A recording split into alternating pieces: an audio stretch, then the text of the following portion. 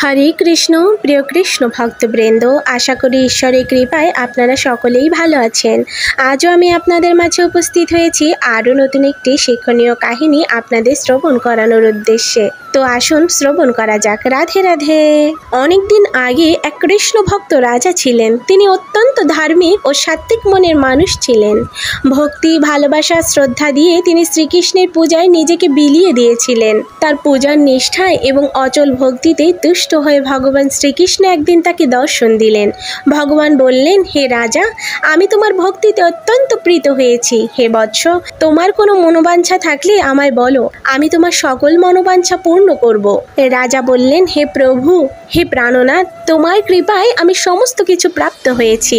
আমার প্রজারাও সকলে আমার রাজ্যে অত্যন্ত সন্তোষে জীবন যাপন করছে। আজ আমি তোমার দর্শনে আমি এতটাই পরিপূর্ণ হয়ে গেছি যে আমার আর চাওয়ার কিছুই নেই প্রভু। শ্রীকৃষ্ণ বললেন, তবুও তোমার যদি কিছু চাওয়ার থাকে তো আমাকে বলো রাজা, আমি তোমাকে তা দেওয়ার প্রতিশ্রুতি দিচ্ছি। তখন রাজা বললেন, হে প্রভু, তুমি যদি সত্যিই আমার ভক্তিতে তুষ্ট হয়ে আমাকে কিছু দিতে চাও তবে আমার মনে একটা বাসনা আছে। শ্রীকৃষ্ণ বললেন, তোমার সকল বাসনাই আমি পূর্ণ করব রাজা, তুমি নিশ্চিন্তে চাইতে পারো। রাজা তার প্রজাদের অত্যন্ত ভালোবাসতেন। তিনি বললেন, প্রভু, যে রূপে তুমি আমায় দর্শন দিয়েছ, আমি চাই তুমি আমার সকল প্রজাদেরও দর্শন দাও, তারাও তোমার দর্শন কৃপা লাভ করুক। ভগবান শ্রীকৃষ্ণ রাজার এরূপ কথায় অবাক হয়ে গেলেন। তিনি বললেন, না রাজা, তোমার এমন অভিপ্রায় একদম অনুচিত। সকলকে দর্শন দেওয়া একদমই ঠিক হবে না প্রিয়, তা সম্ভব নয়। তুমি বোঝার চেষ্টা করো, তুমি অন্য কিছু চাও।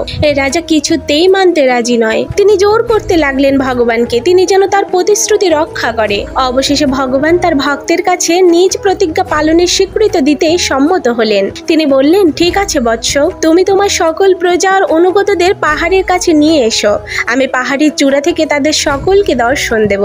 রাজা অত্যন্ত সন্তুষ্ট হয়ে শ্রীকৃষ্ণকে বারংবার ধন্যবাদ দিতে লাগলেন। এরপর ভগবান শ্রীকৃষ্ণ অন্তর্ধান হলেন। রাজা তার রাজ্যের সকল প্রজাদের অবহিত করলেন, তারা যেন পরদিন সকালে পাহাড়ের কাছে প্রভুকে দর্শনের জন্য জড়ো হয়। পরদিন প্রত্যেকে পাহাড়ের উদ্দেশ্যে যাত্রা শুরু করলো। যেতে যেতে পথে তারা এক তাম্র মুদ্রার পর্বত, মানে তামার মুদ্রা দিয়ে তৈরি পর্বত দেখতে পেল।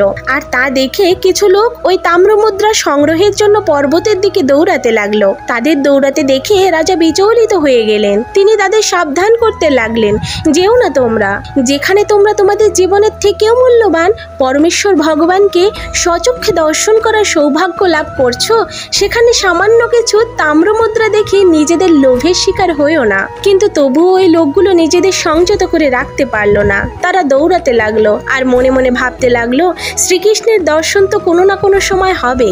একবার যখন দেখা দিতে চেয়েছে, তখন না হয় অন্য সময় দেখা করে নেওয়া যাবে। পুরো জীবনটাই তো পড়ে আছে, কিন্তু এগুলো যদি এখন ছেড়ে যায় তবে ফিরে এসে নাও পেতে পারি। এমন অজস্রভাবে পড়ে থাকা তাম্র মুদ্রাগুলি পাওয়ার সৌভাগ্য আর কখনো নাও আসতে পারে।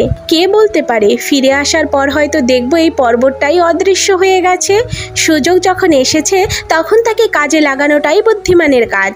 রাজা কিছুটা হতাশ হয়ে বাকি নাগরিকদের সাথে নিয়ে আবার যাত্রা শুরু করলেন। কিছু দূর যাওয়ার পর এবার তারা স্বর্ণ মুদ্রার পর্বত দেখতে পেল। বাকি যারা ছিল তারা এতটাই উচ্ছ্বসিত হয়ে গেল যে তাদের জীবনে আর কোনো অভাব থাকবে না, বরং আয়েশ করেই সারা জীবন কাটাতে পারবে। এটা ভেবে সেই স্বর্ণ মুদ্রা পর্বতের দিকে দৌড়াতে লাগলো। এখন বাকি রইল শুধু রাজা আর রানী।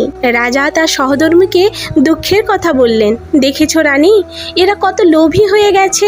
সামান্য স্বর্ণ মুদ্রা আর তাম্র মুদ্রা দেখে এরা নিজেদের সংবরণ করতে পারলো না। তারা বুঝলো না যে শ্রীকৃষ্ণের দর্শনই জীবনের একমাত্র চূড়ান্ত লক্ষ্য। তার দর্শনের সাথে এই তুচ্ছ কিছু মুদ্রার তুলনা কি চলে? মহারানী রাজার কথায় সায় দিলেন। অতঃপর তারা দুইজনেই সামনে এগোতে লাগলেন। কিছু দূর যাওয়ার পর হঠাৎ তাদের চোখ ধাঁধিয়ে গেল। ভালো করে লক্ষ্য করার পর দেখতে পেলেন অদূরে একটি বহুবর্ণ হীরকের পর্বত, যার আলোয় তাদের চোখ ঝাপসা হয়ে যাচ্ছিল। এখন মহারানীও নিজেকে সামলাতে পারলেন না। তিনি সেই পর্বতে দৌড়ে গেলেন। আর তার শাড়ির আঁচলে আর থলেতে হিরে ভরতে লাগলেন।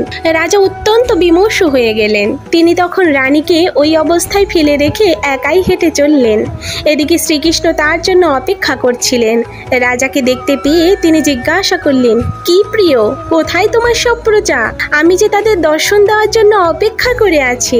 রাজা লজ্জায় মাথা নত করে দাঁড়িয়ে আছেন। রাজার এমন দশা দেখে শ্রীকৃষ্ণের দয়া হলো। তিনি রাজাকে সান্ত্বনা দিয়ে বলতে লাগলেন, ও রাজা, তুমি ব্যথিত হয়েও না, এটা আমিই করেছি। তোমাকে এটা বোঝাতে চেয়েছিলাম যে যারা জাগতিক ধাতব পদার্থ তথা মোহনীয় বস্তুকে অধিক প্রাধান্য দেয় তারা জড়জগতে কেবলমাত্র বিলাসিতার হেতু আত্মসংবরণ করতে পারে না। তারা সর্বদাই আমার কৃপা, আমার দর্শন এবং আমার সংযোগ থেকে বঞ্চিত থাকে। এই কাহিনীটির শিক্ষণীয় বিষয় এটাই যে আমাদের সকলেরই এটা মনে রাখা উচিত, যাতে মোহমায় বিভ্রান্ত না হয়ে পথভ্রষ্টা না হই।